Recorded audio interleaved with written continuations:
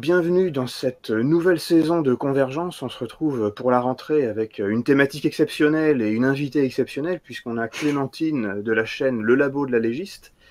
Et donc on va parler avec elle principalement d'un article de David Graeber là, sur les bullshit jobs, mais bon, des bullshit jobs en règle générale. Donc qu'est-ce que c'est, comment les définir, quelle place ils ont dans le capitalisme contemporain, etc. On va débattre de ça, donc un petit débat sur le travail. Je te cède la parole, Clémentine. Du coup, moi, je suis surtout partie du livre de Julien Brigaut et d'Olivier Cyran, donc Boulot de merde, du cireur au trader, enquête sur l'utilité et la nuisance sociale des métiers. Donc, édité chez La Découverte, hein, on peut le préciser, comme ça, on pourra peut-être se faire sponsoriser par la suite. Alors, du coup, en fait, le terme donc boulot de merde vient donc de David Graeber, donc bullshit jobs. Et en fait, le livre d'Olivier Cyran et de Julien Brigaut illustre donc par des enquêtes les différentes formes que peuvent revêtir les boulots de merde. Et le spectre est en fait assez large, puisqu'on va de l'hôtesse d'accueil au trader en passant par le facteur. Et du coup, en fait, David Graeber, il a écrit un livre qui est sorti en France et qui s'appelle Job à la con. Mais en fait, sous sa plume, les boulots de merde désignent en fait des métiers qui n'ont aucune utilité et qui sont vides de sens. C'est assez, les contours sont assez flous, quoi. Et ça englobe en fait surtout les métiers de service, de bureau, d'administration, aussi bien dans le privé que dans le public. Alors évidemment, le livre d'Olivier Cyran et de Julien Brigaut, et c'est du reportage, contrairement au livre de Graeber, c'est un livre plus théorique. Donc le livre de Cyran et de Brigaut, c'est vraiment des enquêtes avec des vrais gens, c'est du reportage au sens noble du terme, du reportage social. Mais Olivier Cyran et Julien Brigaut vont en fait, dans leur introduction, plutôt définir la merditude d'un boulot en fonction de sa nocivité et de son inutilité à la collectivité. Et donc, par là même, s'interroger sur comment on pourrait en fait évaluer l'utilité sociale d'un métier. Alors en fait, d'après ce que dit l'économiste Jean Gadret, c'est un économiste surtout décroissant, il me semble, qui sont allés interroger. Il n'y a pas d'économistes en France qui travaillent sur cette question. Et Olivier Cyran et Julien Brigaut sont allés interroger Henri Sterdignac, qui est un économiste atterré, et qui justement, eux, leur a dit « Oh, mais c'est n'importe quoi, on peut pas mesurer l'utilité d'un métier », parce qu'en fait, si j'ai bien compris, ce genre d'économistes, même les économistes atterrés, considèrent que du moment qu'il y a une demande, un métier est utile. C'est marrant parce que le truc, quand tu dis, tu sais, j'avais entendu aussi Brigaut, je crois qu'il avait fait un entretien à Mediapart, et il disait que quand ils sont allés voir Graeber, donc qui est un anthropologue assez renommé, puis c'est un bon scientifique américain, ils étaient allés le voir et en fait ils avaient été sidérés par le manque de méthodologie de Graeber, parce que son premier petit article, Bullshit Jobs, c'est plus une sorte finalement d'article de presse qu'un véritable article scientifique. Ouais, Et ouais. donc, et donc eux, les petits journalistes, en fait, ils avaient dit ah mais qu'est-ce que c'est que ce truc-là? En fait, le gars nous a dit ah ben moi, pour travailler, j'ai pas du tout fait de terrain. En fait, j'ai regardé des blogs de traders australiens ou je sais pas quoi. C'est assez marrant. Du coup, que je résume bien et que je comprenne bien. Pour Brigaut et Cyran, c'est clair, un boulot inutile socialement est un boulot de merde. Pour Graeber, il n'y a pas de définition claire, mais c'est quoi pour lui exactement qui est défini comme un boulot de merde? J'ai l'impression, d'après ce que j'ai compris, que c'est plutôt des métiers vides de sens et qui vont amener maintenant ce qu'on appelle au brown out, c'est ça, non? Au bore-out, tu veux dire? Non, le bore-out, c'est quand tu te fais chier au boulot. Le brown-out, c'est quand tu te demandes à quoi sert ton métier, qu'en gros. C'est un peu différent. C'est subtil, la différence. Et pour... bon, après, ça va dépendre des économistes, mais donc, pour ça, effectivement, du point de vue économie classique, effectivement, tant qu'il y a une demande, il n'y a pas de boulot inutile. Un boulot inutile, ça serait pratiquement la poste à l'ère de l'Internet, quoi. Donc, il y a trois versions qui s'opposent, quoi. L'utilité, du coup, elle va être jugée en fonction de valeur, alors que pour l'économiste, ce sera juste en fonction de répartition de biens, de services, etc. Mais du coup, c'est assez étonnant même d'entendre de la part d'économistes atterrés, où ils défendent des valeurs, justement, ils se placent aussi sur un point de vue normatif de changement de la société, enfin en tout cas et du coup ne pas pouvoir considérer qu'il y a une utilité des métiers, ouais, c'est assez... Enfin une utilité sociale et avec du sens, etc. Ou des métiers qui sont nocifs, c'est étonnant qu'ils puissent ne pas prétendre juger quelque chose. Après, les économistes atterrés restent plutôt réformistes, quoi. Donc, oui, c'est ça. Ou alors après, ils veulent rester... il répond peut-être en tant qu'économiste et en tant que scientifique, et il ne veut pas se placer sur le côté normatif. Il y a peut-être ça, mais bon. Ouais, en fait, ça coïncide pas tout à fait, en fait, Graeber et... Parce que Graeber, il restait sur une définition très subjective. Non, parce qu'il dit vraiment les boulots à la con, là, les boulots bullshit, ce sont ceux qui sont sans utilité sociale. Qui n'ont pas... Oui, parce que voilà, en fait, sa définition elle est négative. Il dit, si vous pouvez faire l'expérience de penser que rien ne changerait dans la société si on les supprimait, alors c'est des bullshit jobs. Je crois qu'il dit un truc comme ça.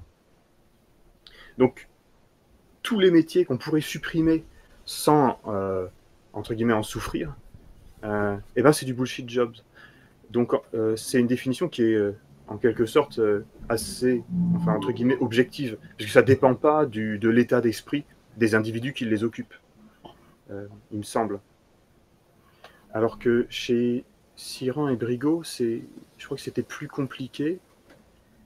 Et il disait qu'il voulait avoir une approche un peu duale ou binaire, je ne sais pas, à la fois subjective sur ce que ressentent les gens, la manière dont ils s'y investissent et le sens qu'ils donnent à leur travail, mais aussi de manière objective à l'échelle macro-sociale, sur l'échelle de toute la société, est-ce que c'est utile ou pas? Mais bon, il disait, nous évidemment, on n'est pas des super économistes ou des sociologues, donc on n'est pas capable de faire le travail théorique pour lier ensemble ces deux approches. Parce que un peu le Graal, ou la finalité un peu théorique de tout ça, ce serait de réussir à trouver un critère qui permettrait de relier à la fois le sentiment subjectif de lassitude, ou l'impression de faire de la merde, ou l'impression de ne pas trouver de sens dans son travail, et le fait objectif que quelque chose n'est pas utile à la société, voire nuisible en fait, ou nocif.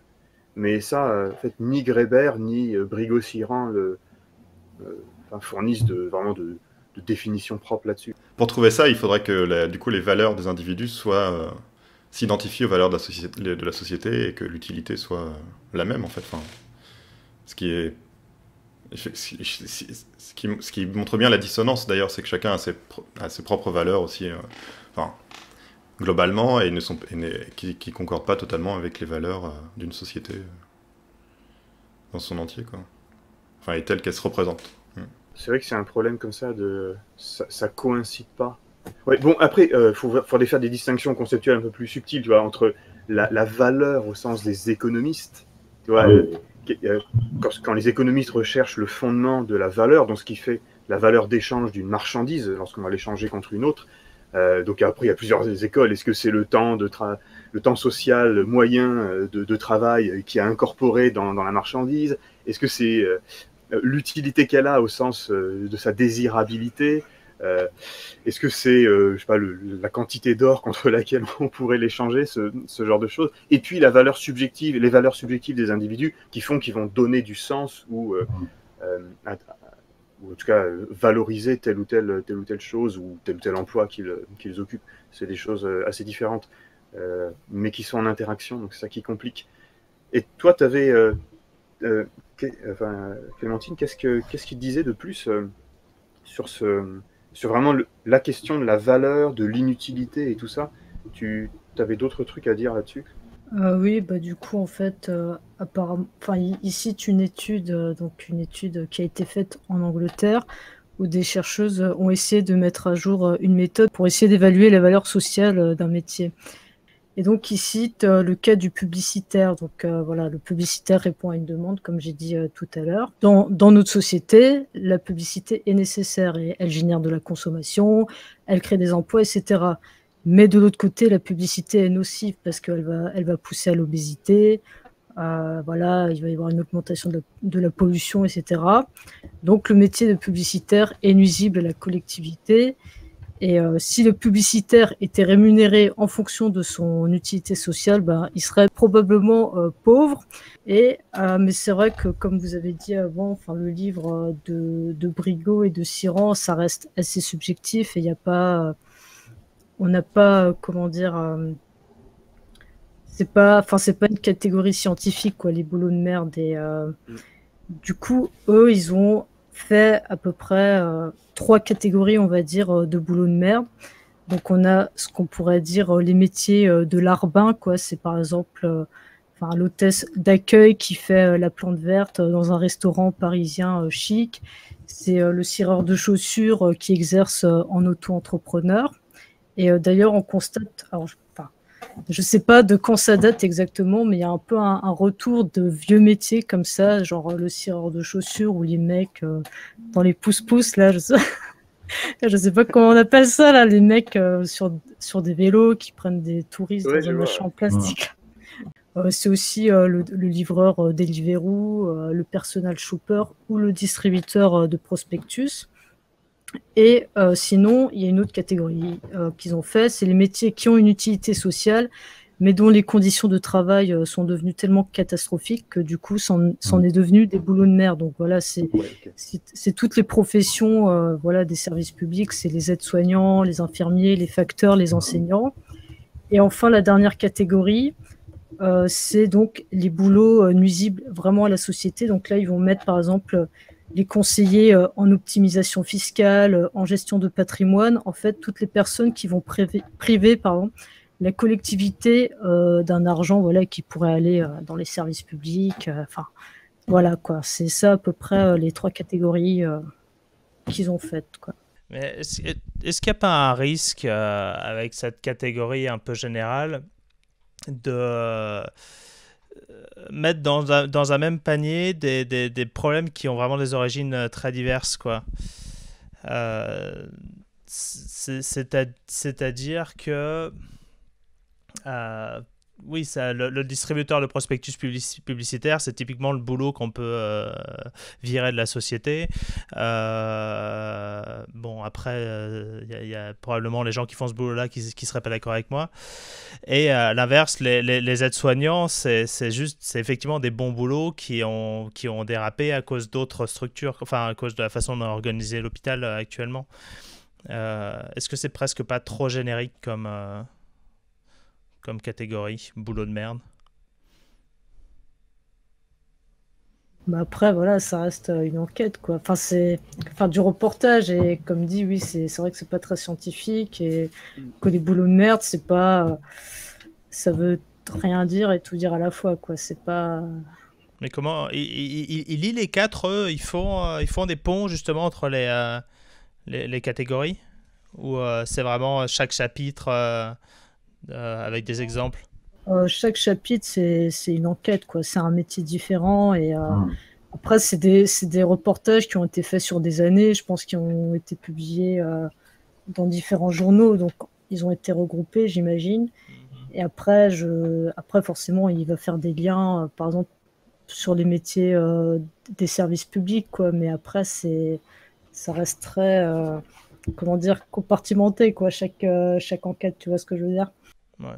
Après, ouais, c'est plus histoire de faire un état des lieux du travail, de la manière dont le travail est vécu dans la société et dans la manière dont il se répercute aussi, quoi. Dans ses effets, dans la manière dont les gens le vivent et dans la manière dont il produit des effets, quoi, qui sont plus ou moins mauvais. Le point, c'est quand même, il y a quand même, tu vois, une avancée conceptuelle, c'est-à-dire qu'on n'est pas seulement dans le boulot de merde, tu vois, au sens où on dispose déjà de pas mal de documentation sur des boulots de merde de type McDo, par exemple, où je pense à, je sais pas si vous vous souvenez du bouquin de Florence Aubenas. Desquels extrêmes, ouais. C'était un bouquin d'enquête où elle-même, en fait, se faisait embaucher comme, je sais pas comment on dit, technicien de surface ou personnes qui vont nettoyer le ferry qui fait, je sais pas, Calais, Douvres, enfin je sais pas très bien quoi, qui doivent nettoyer hyper rapidement pendant qu'il est à quai le bateau, avant que les voyageurs suivants prennent le relais. et c'est hyper mal payé, tu travailles dans des conditions de merde, tu dois payer toi-même ton transport et tout ça. Mais ça, c'est pas tout à fait la même chose que les bullshit jobs dont il parle là. Parce que j'imagine que parce que Graeber, lui, il part vraiment. Enfin, les bullshit jobs concernent uniquement le tertiaire, il me semble, chez Graeber, parce que il y avait vraiment l'idée de boulot que tu peux supprimer, tu peux retirer. C'est vraiment ça son critère chez lui. Chez Brigot et Siran, ce qu'ils vont appeler boulot de merde, c'est aussi tous les boulots produits uniquement par une classe dirigeante, grosso modo les possédants, quoi, les capitalistes, qui ont besoin de tout un tas de travailleurs qui servent leurs désirs, notamment de loisirs ou comment dirais-je, de petits desiderata à la con comme les chaussures propres pour les tireurs de chaussures. Et donc ils vont être au service d'une classe capitaliste mais la société n'en tire strictement aucun bénéfice. Il y a de ça dans les boulots de merde. Ouais, du coup, ils subsument sous leur propre catégorie de boulot de merde, la catégorie de Graeber, qui serait juste la troisième partie, en fait. Enfin, la troisième... Il faut faire une distinction entre les boulots nocifs, comme tu vois le conseiller fiscal qui travaille à l'évasion fiscale, par exemple, ou le trader qui prend des positions socialement dégueulasses, tu vois, sur une entreprise.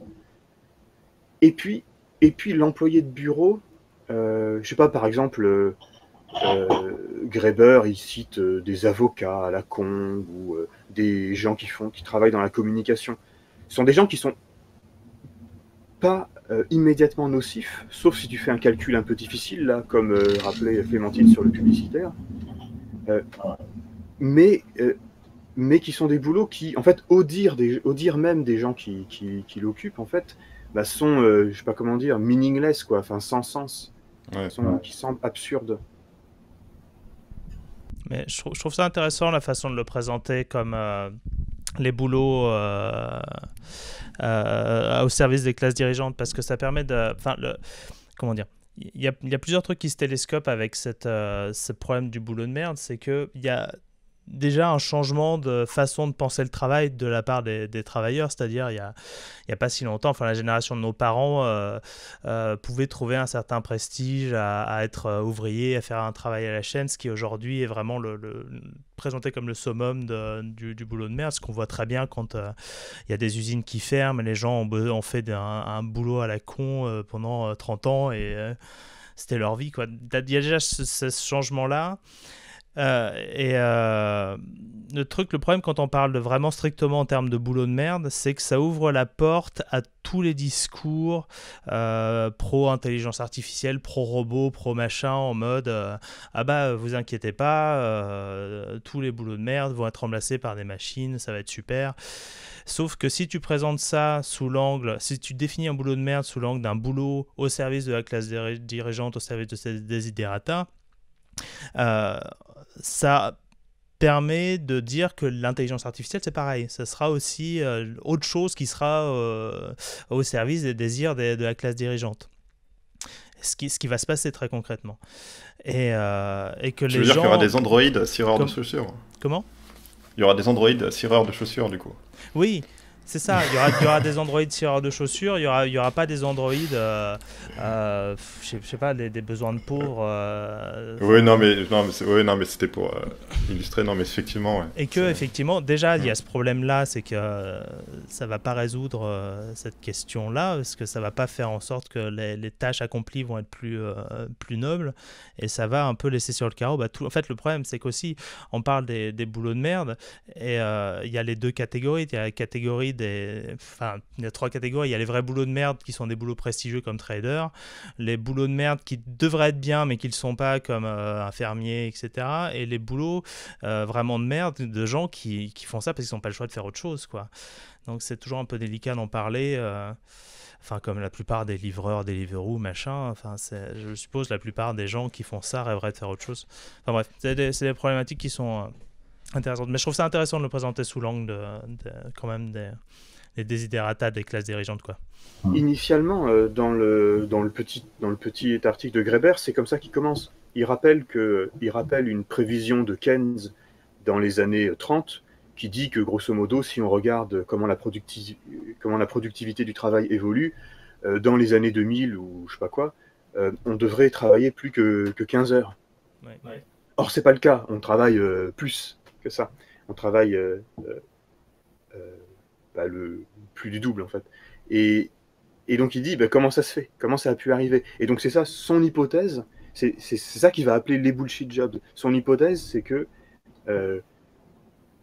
tout se passe comme si, dit-il, les classes dirigeantes nous avaient trouvé du travail, en quelque sorte. Ça s'appelle les bullshit jobs, tu vois.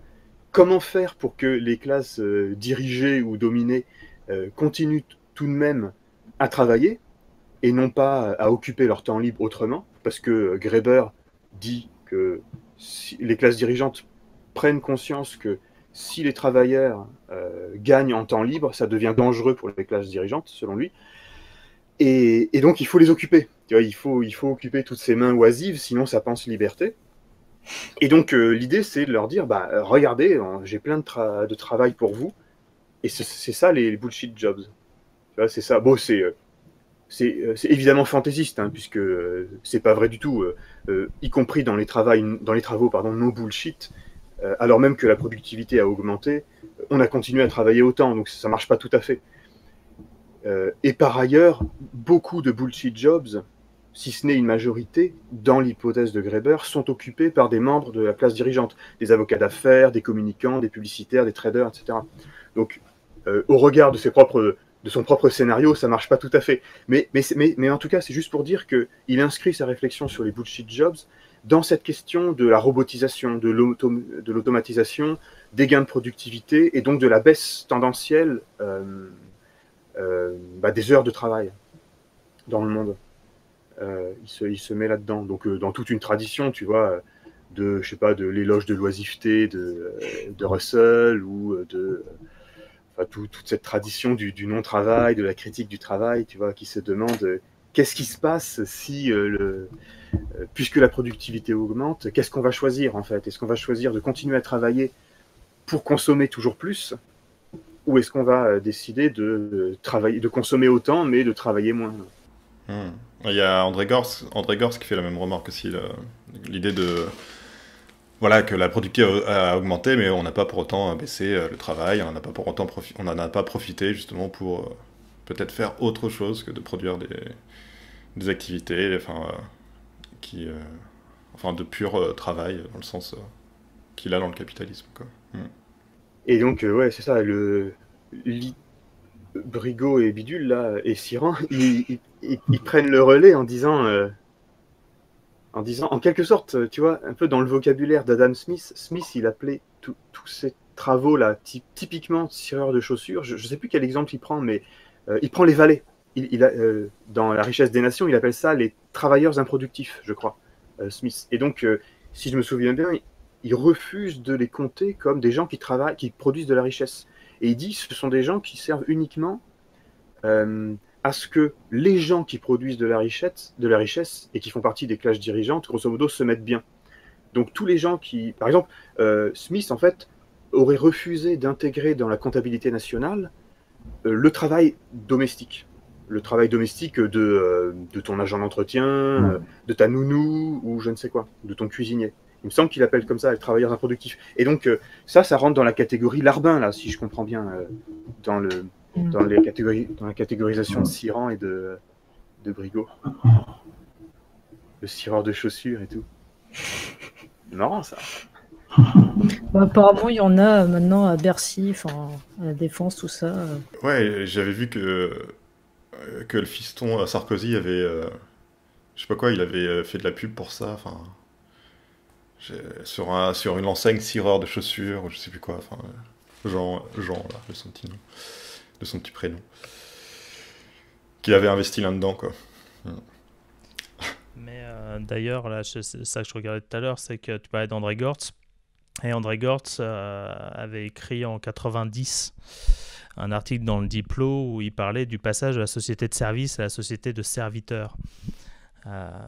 C'est justement cette pénurie enfin, cette augmentation de la productivité, l'automatisation, les machins, aller mettre tout un tas de gens hors du... Enfin, tous les gens qui allaient être hors du travail allaient être récupérés par la classe très très riche pour en faire des nouveaux serviteurs. Donc on revient à une espèce de nouvelle féodalité par le travail, et c'est... Enfin, ouais, c'est ça. Étant donné on est assez productif ailleurs, on peut s'en servir pour faire des choses, pour dépenser de manière improductive, dans le sens de Smith. Ouais. Et voilà, ça sert à rien, mais ça profite aux désirs bassement matériels des plus riches, quoi. Ouais, donc là, c'est clair que ça introduit la question du pouvoir, tu vois, ou de la domination entre une classe et une autre. Parce que la question, tu vois, ça suffit pas de dire ah ben les boulots de Larbin, c'est tous ceux qui rendent des services directement à des gens, parce que on voit qu'aussi se développe tout un secteur du care ou des services à la personne, et c'est surtout sans doute une niche de boulot qui va exploser avec le vieillissement de la population. Mais ça, évidemment, ça rentre pas vraiment dans la problématique, parce que ça va être généralisé à l'ensemble des classes, finalement. Tu vois, c'est pas seulement les classes dirigeantes qui vont en bénéficier. Mais il est clair que le cireur de chaussures de la Défense ou de Bercy, c'est sûr moi, je me fais pas cirer les pompes, par exemple, tu vois. J'ai pas le pognon, premièrement, et puis, essentiellement, je peux pas faire ça, quoi. Oui, mais Uber et Deliveroo et tout ça, c'est pas utilisé par des riches, quoi.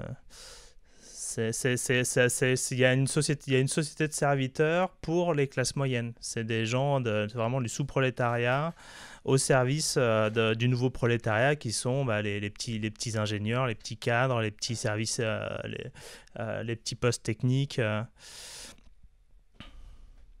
ce qui sont les premiers consommateurs de tout ce qui va être Uber et compagnie, quoi.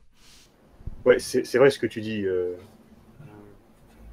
Parce que moi, par exemple, j'ai pas les... Ouais, c'est vrai c'est un peu plus élargi, disons, comme demande. C'est pas seulement les classes dirigeantes, tu vois, mais c'est quand même ceux qui, dans la société, se mettent bien. Parce que moi, par exemple, je peux pas me payer, je sais pas quoi, des services d'aide chez moi, ou je sais pas quoi, tu vois, je fais le ménage tout seul. Mais d'ailleurs, je vois sur Internet que la société qui fait travailler les serreurs de chaussures en tant qu'auto-entrepreneur est subventionnée au titre de l'économie sociale et solidaire. Sans déconner. Non mais tu vois, mais là, à mon avis, ce qu'il y a derrière, c'est vraiment l'idée que il vaut mieux n'importe quel travail que rien du tout. Tu vois. Ouais, c'est ça, oui, ça rentre un peu dans cette idée-là, quoi. Mais c'est un peu la résolution de cette espèce de conflit entre les deux injonctions, mieux vaut n'importe quel travail qu'un travail, et l'autre injonction de la société, c'est il faut un travail où tu es libre, où tu fais pas toujours la même chose et machin.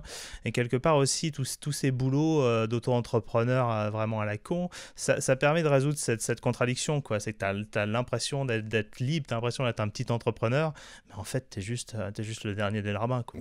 Tu es juste un auto-exploiteur. Là, on peut embrayer sur le toyotisme ou le lean Ouais, management. le lean, ouais. Bah, du coup, dans le livre, il est question du lean. Alors, moi, je connaissais pas, donc je me suis dit, j'allais partager ça, voilà. Donc, comme j'ai dit avant, dans les boulots de merde, il y a donc le personnel hospitalier qui, donc, lui, est un corps de métier à forte valeur sociale. Mais donc, comme les conditions se sont délabrées, ces métiers se sont transformés en bullshit jobs. Et d'ailleurs, hier sur France Inter encore, il parlait des hôpitaux psychiatriques, tout ça. Donc, bon, de toute manière, c'est vraiment partout. Et donc, il soulève le point du lean management. Alors moi, je ne connaissais pas du tout. C'est une méthode de management qui est à peu près présent dans tous les secteurs de travail, autant dans le privé que dans le public, et notamment à la poste ou dans les hôpitaux. Donc, en fait, il y a eu le taylorisme, le fordisme, et ensuite il y a eu le toyotisme. Donc, évidemment, ce sont des ingénieurs de Toyota qui ont mis au point cette organisation du travail. Et du coup, l'objectif du toyotisme est d'améliorer la production en réduisant les coûts, en évitant le gaspillage et l'offre excédentaire. Alors en fait, la production est faite selon la demande. C'est ce qu'on appelle le flux tendu ou le juste à temps. Donc c'est vraiment, on produit juste ce qu'il faut. Et en fait, d'une certaine manière, bon, si j'ai bien compris, c'est un peu de ça qu'est née la flexibilité, puisqu'il s'agit tout le temps de s'adapter au marché et d'être réactif. Donc on va tout le temps jouer sur le temps de travail, on va faire appel à des intérimaires, à des contrats courts. Et surtout, et c'est le deuxième point qui est très important, c'est que contrairement au Fordisme et au Taylorisme, où les ouvriers sont spécialisés sur une tâche, là, dans le toyotisme, les ouvriers deviennent polyvalents et plus autonomes. Et ils sont invités à participer à la vie de l'entreprise, donc c'est le fameux dialogue social. Et le lean management est issu du toyotisme. Mais sauf que du coup, elle devient applicable à tous les secteurs et pas seulement donc à l'automobile.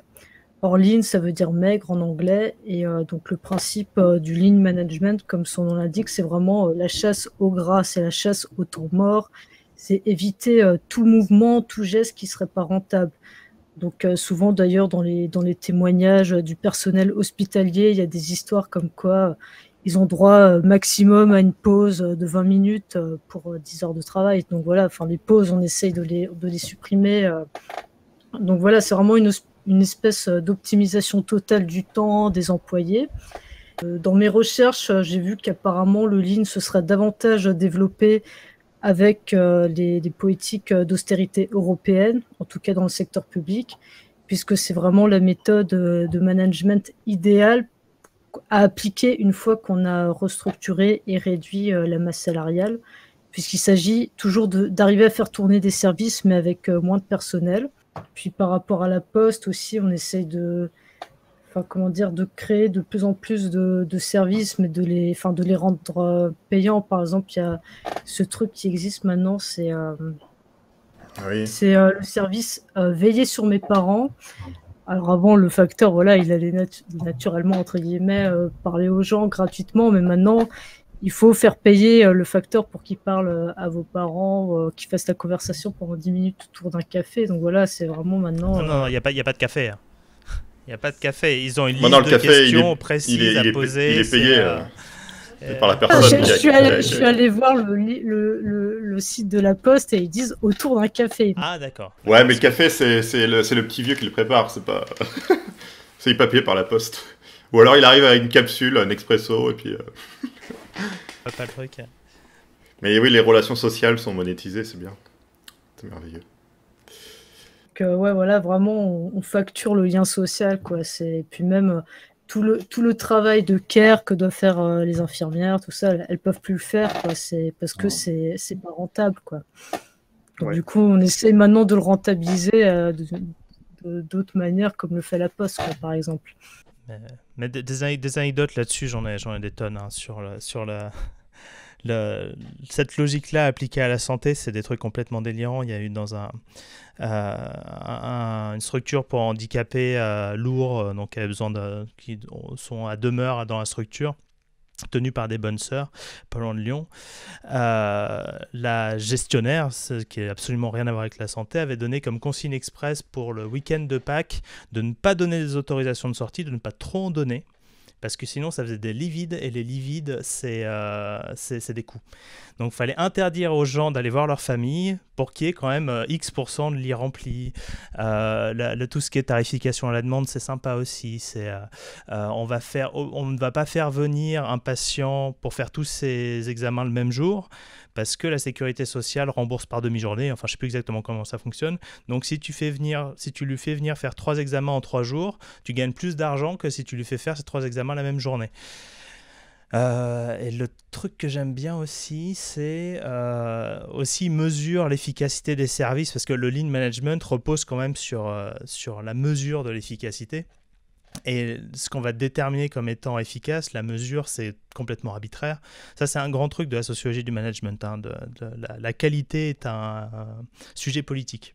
C'est qu'en fait, le lean management en soi, pourquoi pas, mais ce qu'on définit comme étant des critères de qualité, c'est ça qui fait tout.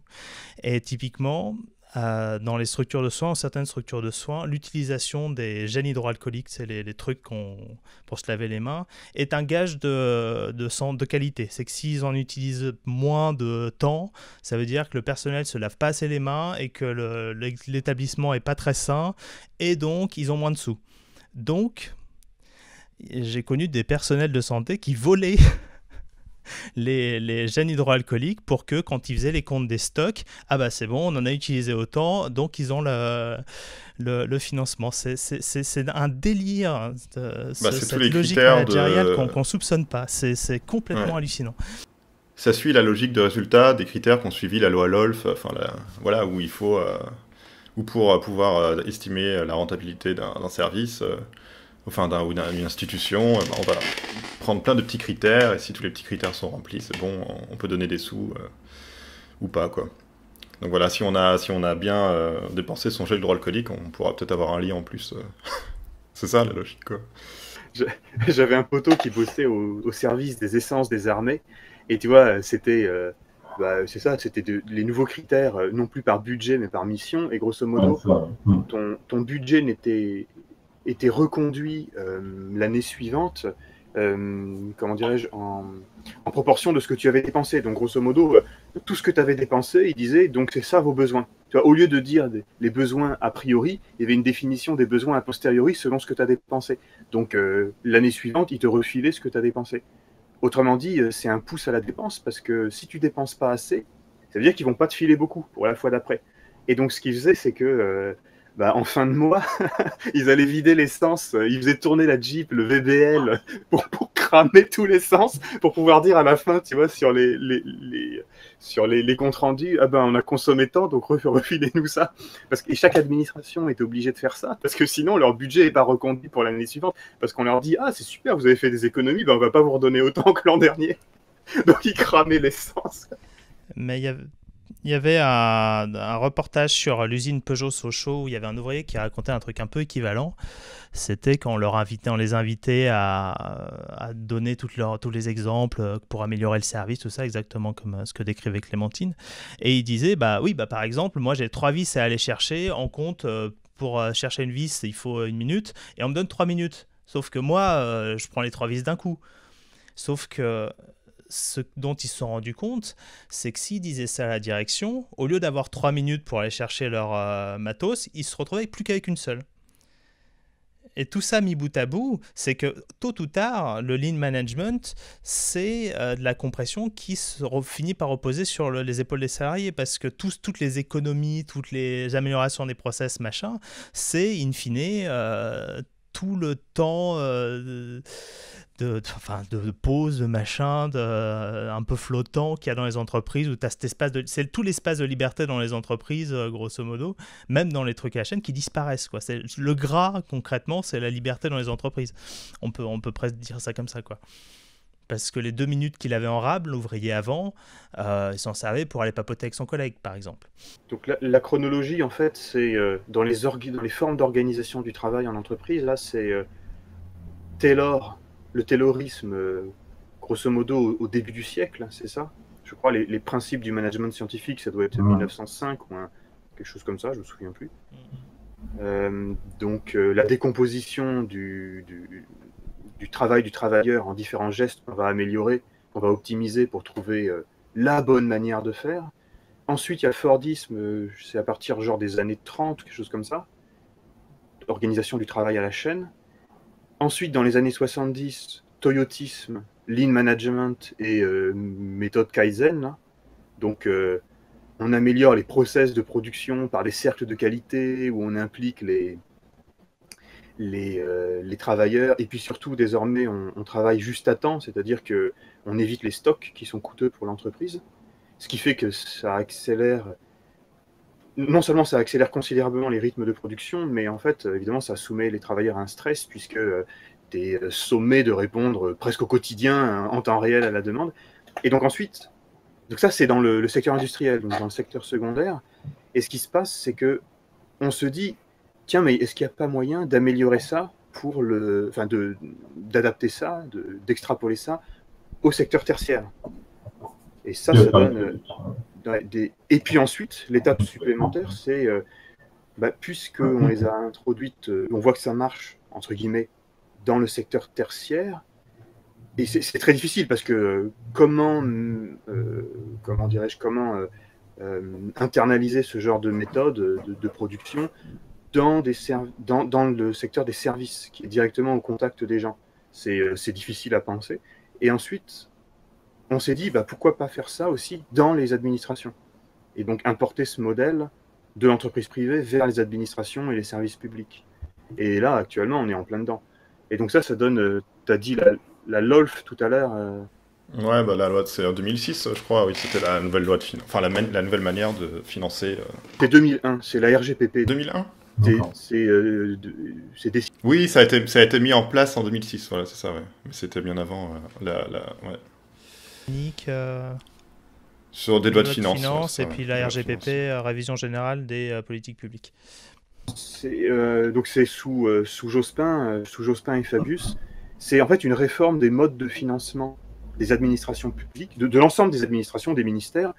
Et grosso modo, c'est que auparavant, on finançait les ministères par budget, donc on votait une enveloppe, le Parlement votait une enveloppe, et alors que maintenant, le financement, c'est un financement par mission.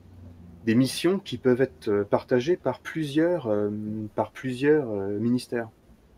Donc je connais pas très bien, mais tu vas voir, je sais pas, la mission aide au troisième âge, je dis n'importe quoi, qui va être à la fois opérée par le ministère de la Santé et puis le ministère de je sais pas quoi, tu vois, qui s'occupe de ce genre de choses.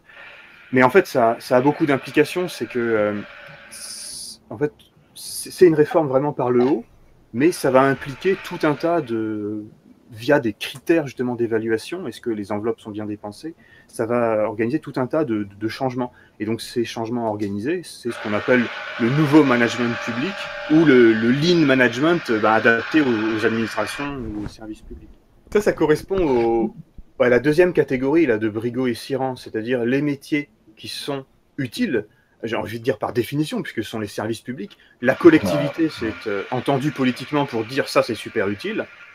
Mais en raison de mauvaises conditions et d'une mauvaise organisation du travail, en tout cas d'une organisation du travail qui est inadéquate au type de travail effectué, eh ben, on a du coup un métier qui devient bullshit. Et on a tout vraiment le burn-out, le bore-out ou le brown-out des métiers, par exemple, de la santé, quoi, où les infirmiers pètent les plombs.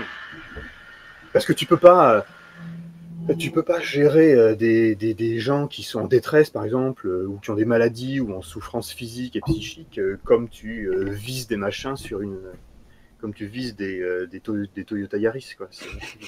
Ouais, et puis même déjà le boulot se merdifie parce que tu as des conditions de travail dégueulasses, et ensuite même le sens se perd. Enfin, comment tu peux considérer être utile envers des catégories de population si elles-mêmes deviennent des pures variables d'ajustement et du coup, voilà, nettoyer un bout de corps par jour,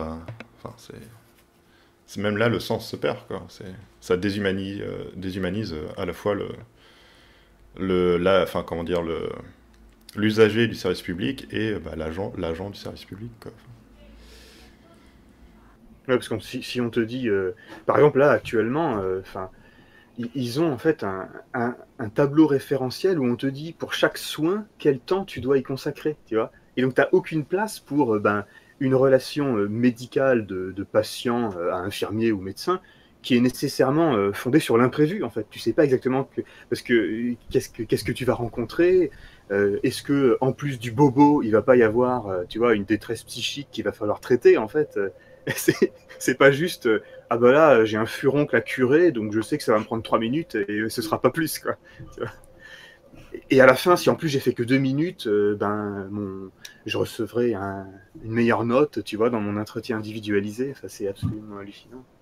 Et c'est ça qui engendre, ouais, les gens pètent des câbles, quoi, là-dedans. Les gens pètent des câbles. T'as le même système, tu vois, pour pour les policiers. eux-mêmes sont soumis à ce genre d'évaluation, tu vois, où Ou par exemple, ils sont notés eux aussi sur la performance publique de leur secteur, de leur commissariat et tout ça, et donc sur les chiffres de résolution d'actes de délinquance. Donc du coup, ça les encourage à faire à prendre en charge en fait des affaires qu'ils vont pouvoir élucider facilement, alors que les cambriolages, les machins comme ça, c'est chiant parce que tu les élucides jamais. Les vols à l'arraché, ils essayent même pas. Voilà, alors qu'au contraire, il y a même des types de délits où il y a contemporanéité entre le fait de constater le constat du délit et le fait de le noter comme résolu. Si tu prends en flagrant délit un mec qui a du shit sur lui, eh ben c'est bon, tu constates le délit et en même temps tu le résous. Ou si tu arrêtes une prostituée dans la rue, tu vois, eh ben c'est pareil, tu constates le délit et en plus tu le résous sur ta feuille au même moment. Et ce qui faisait que, j'avais lu une étude là-dessus sur le travail des policiers, où ils disaient, grosso modo, en fin de semaine ou en fin de mois, on va faire de la pute et du chiteux parce qu'il faut remplir nos cases. Sinon, on résout rien comme... Mais c'est quand même fascinant. Comment ça se fait qu'il y a une telle rupture entre... effectivement, quand on prend la logique lean, c'est assez passionnant en soi, parce que c'est de l'optimisation, c'est du thème hospital, quoi. Putain, c'est une référence qui parlera aux vieux. C'est-à-dire vraiment, t'as des chiffres, faut que les chiffres soient dans le vert, c'est super, ça a l'air bien, ça parle à tout le discours, faut baisser les coûts publics, machin. Donc t'as tout ça qui est un univers presque autonome, en plus ça a l'air d'augmenter la qualité, machin. Et après t'as tout l'univers qui est tout aussi sensible, voire plus sensible pour les gens, c'est de la merde, ça ne marche pas quand tu vas à l'hôpital, c'est de la souffrance pour tout le monde. Comment ça se fait qu'il y ait un mur aussi opaque entre ces deux, aussi hermétique entre ces deux univers qui sont en fait la même chose, quoi. C'est complètement dingue que les gens, grosso modo, dans un même souffle, ils vont dire « Oh là là, les fonctionnaires, trop d'impôts, trop de dépenses, machin, et à l'hôpital, on est mal soigné. » Dans un même souffle, quoi. Comment on en est arrivé à une telle séparation? C'est assez fascinant. Ouais. Mais ouais, c'est la question. Je crois que c'est la question. Bah écoute, demande aux socialistes qui ont mis ça en place. Hein. J'ai quelques réponses, mais on va dire qu'elles sont politiquement orientées, tu vois. Mais bon, en tout cas, ouais, c'est un vaste débat. Mais c'est est-ce que c'est effectivement parce que le Parti socialiste a oublié ce que c'était que se faire soigner, a oublié ce que c'était que d'être un usager du service public, ou est-ce que c'est vraiment peut-être dans une époque où effectivement les classes dirigeantes se sont tellement persuadées de ça, que la sociologie de l'ignorance, tout ça, qu'ils ont fini par se convaincre que c'était bien. Mais après, c'est pourquoi est-ce que les gens l'acceptent? Il y a la question. Enfin bref. Et on l'accepte parce qu'en fait, on comprend pas spécialement les liens, tu vois, entre, par exemple, pour la stricte question du nouveau management public, on comprend pas le lien entre une réforme des lois de finances, de la manière dont on finance les administrations, et en bout de chaîne, ce qui se passe sur vraiment l'opérateur, infirmier, policier ou prof. On voit pas le lien entre un truc qui a été voté il y a 18 ans et des choses qui se passent maintenant. Tout ça, c'est que, ouais, on l'ignore en fait, et cette ignorance est socialement produite en réalité, parce que, ouais, on voit pas le lien, quoi. Bon, ça peut être, c'est des pistes à explorer, clairement, de comment... Ouais, on pourra revenir là-dessus, parce que quand même c'est hyper vaste, quoi, cette question du travail, la question de comment ça se fait qu'une société, qu'est-ce qui fait qu'une société attribue à certains travaux et pas à d'autres une valeur économique, tu vois, on est là-dedans, quoi, parce qu'on voit bien que on tourne autour de ces trucs-là. Est-ce que c'est subjectif? Est-ce que c'est objectif? Qu'est-ce qui est utile? Tu veux dire une valeur économique et sociale, globalement, tu veux dire? Ouais, tu sais, ou les distinctions classiques entre valeur d'usage, valeur des... Oui, c'est ça. Ce genre de choses. Parce qu'on tourne autour de ça, hein, mais c'est difficile de trouver. Parce qu'on cherche à chaque fois des critères, tu vois, pour pouvoir dire ça c'est un bullshit job, on le sait. Mais Brigot et Siran, ils montrent que c'est plus compliqué en fait. Tu peux pas vraiment lister tous les travaux qui existent dans la réalité et dire celui-ci c'est bullshit, celui-ci non, etc. Il y a des éléments bullshit. Et puis l'exemple de l'hôpital, il est super bon parce que c'est un truc qui est... tout le monde est d'accord pour dire que médecin ou infirmière, c'est hyper important. Mais il y a des tonnes d'infirmiers qui vivent super mal leur travail et qui ont l'impression de faire du bullshit, quoi. Et donc on est dans des sortes de paradoxes plus ou moins apparents, tout ça. C'est ça qu'il faut traiter. Donc ouais, on y reviendra. On y reviendra. Ouais. Bon, on va peut-être conclure. Oui, bah, du coup, j'avais pensé à citer donc, un court-métrage documentaire et un livre pour les spectateurs. Donc déjà, il y a le court-métrage donc, de Nina Fort. Donc Nina Fort, elle fait aussi partie un peu de la bande, Julien Brigaut, Pierre Carl, Olivier Siran. Donc elle a fait un court-métrage qui s'appelle C'est dans la boîte. Il est disponible gratuitement sur Internet. Donc on mettra le lien en bas. Et donc c'est un court-métrage sur l'univers de la distribution de prospectus, les conditions de travail, parce que c'est surtout, par exemple, des retraités qui font ça pour arrondir, entre guillemets, à leur fin de mois. Et par exemple, ils doivent distribuer donc des publicités. Et en fait, on leur dit, je sais pas, ils ont X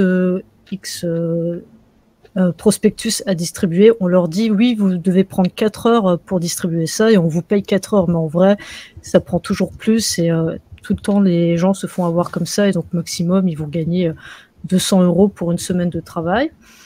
Et ensuite, le deuxième, donc là, c'est un livre, un livre autobiographique, on va dire, qui s'appelle Tribulation d'un précaire de Ian Levinson. Donc, c'est un écrivain écossais qui vit aux États-Unis, qui raconte les 42 boulots de merde qu'il a fait, quoi, en gros. Bon, je l'ai lu il y a longtemps, mais bon, dans mon souvenir, c'était pas mal.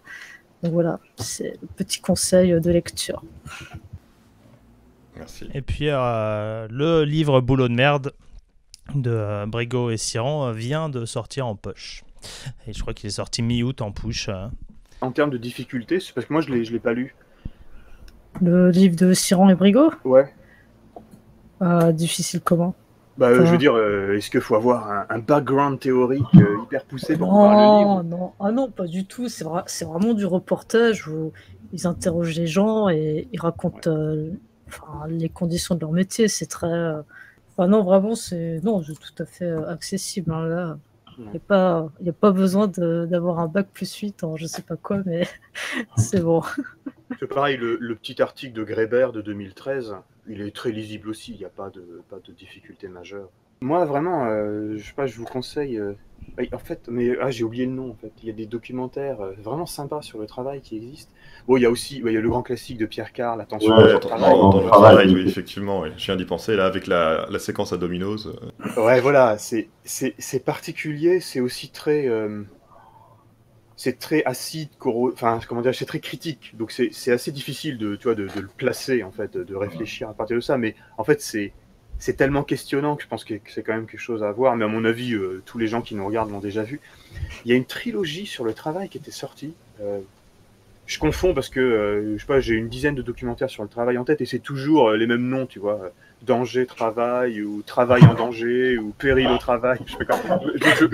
Je retrouverai les liens, mais il y en avait un qui était une trilogie qui était super bien là. Il y avait notamment une histoire avec Carglass dedans. Oui, c'est la mise à mort du travail. J'étais en train de regarder. C'est très très bien. Bon, après, quand tu regardes ce documentaire, clairement, tu répares plus jamais ton pare-brise.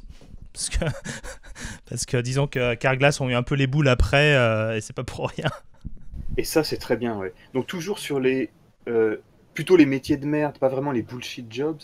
Moi, j'avais vraiment été marqué par le bouquin de Florence Aubenas, Quai de Ouistreham. C'est vraiment super bien. C'est vraiment une bonne immersion journalistique. Et puis, c'est vraiment bien. Moi, je le conseille vraiment, ce truc-là. Parce que tu découvres... En fait, le truc qui est intéressant, c'est que tu découvres un monde, sauf si tu as déjà travaillé là-dedans ou tu as des proches qui ont travaillé là-dedans, en fait, que par définition tu ne peux pas voir, puisque ce sont des gens qui sont chargés de s'éclipser quand la clientèle arrive. De même que les gens qui sont chargés de nettoyer les bureaux d'entreprise, les bureaux de société, à la Défense ou autres, qui font ça à, tu vois, à 5 heures du matin. C'est les lumières que tu vas allumer la nuit quand tu arrives dans Exactement, Paris, c'est ça. ouais. Et donc, par définition, tu ne les vois pas. Tu vois, donc, c'est en termes d'invisibilisation des travaux de merde, moi, je trouve vraiment super ce truc-là. Sinon, j'avais pensé, sur le côté vraiment, tu vois, pour monter théoriquement dans l'analyse vraiment du bullshit, il y a toute la réflexion du sociologue Durkheim sur l'anomie.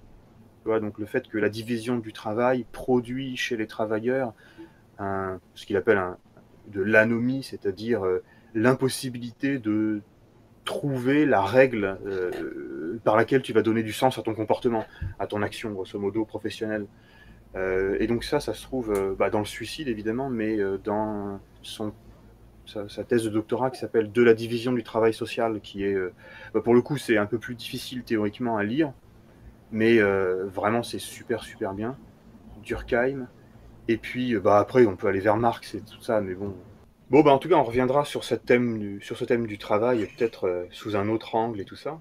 Et le truc classique, lâchez les pouces bleus, abonnez-vous, les réseaux sociaux. Le partage. Ouais, allez voir la chaîne du Labo de la Légiste. Pensez à vous abonner à la chaîne du Labo de la Légiste, bien sûr. Abonnez-vous. Et à mettre la cloche. La cloche. La cloche. Les Tipeee, remplissez nos comptes bancaires, surtout. Moi, j'en ai plus, hein, donc donnez-en aux autres. À une prochaine fois, alors. Ouais, à plus. Allez, à la prochaine fois.